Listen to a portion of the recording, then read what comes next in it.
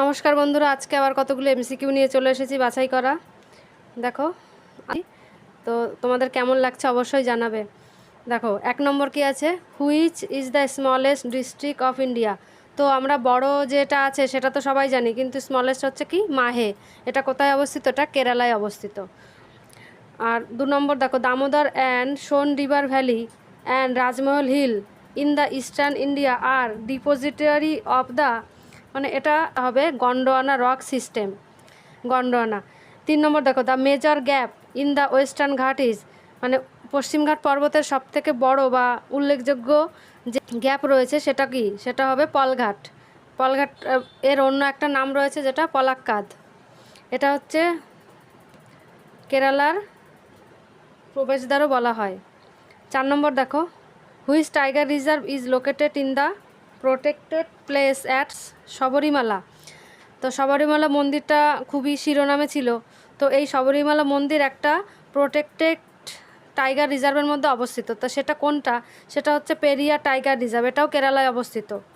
তারপর দেখো 5 নম্বর, Pagladiya multipurpose dam is located which state. এটা হবে আসাম। আসামে যে পাগলদিয়া নদী রয়েছে সেই নদীর উপরে এই মাল্টিপারপাস ড্যামটা রয়েছে। 6 নম্বর দেখো, the Meghalaya plateau is detached from the Indian peninsula by which of the following. তো এটা মেঘালয় প্ল্যাটু আমরা জানি একটা ব্যবচ্ছিন্ন মালভূমি। তো এটা আমাদের ছোটনাগপুর মালভূমি থেকে বিচ্ছিন্ন হয়ে গেছিলো। তো এর মাঝখানে যে গ্যাপটা রয়েছে সেটা হচ্ছে মালদা গ্যাপ। 7 নম্বর দেখো, teak and sal are product of which following type of forest. Teak এবং শাল কোন ধরনের ফরেস্টে দেখা যায় বা হবে? ট্রপিক্যাল ড্রাই ডেসিডুয়াস, অর্থাৎ ক্রান্তীয় শুষ্ক পর্ণমোচী। 8 নম্বর দেখো, which of the following plants is known for it biodiesel property. তো বায়োডিজেলটা এখন বেশ খবরের শিরোনামে আছে, তো এই ধরনের একটা কোশ্চেন।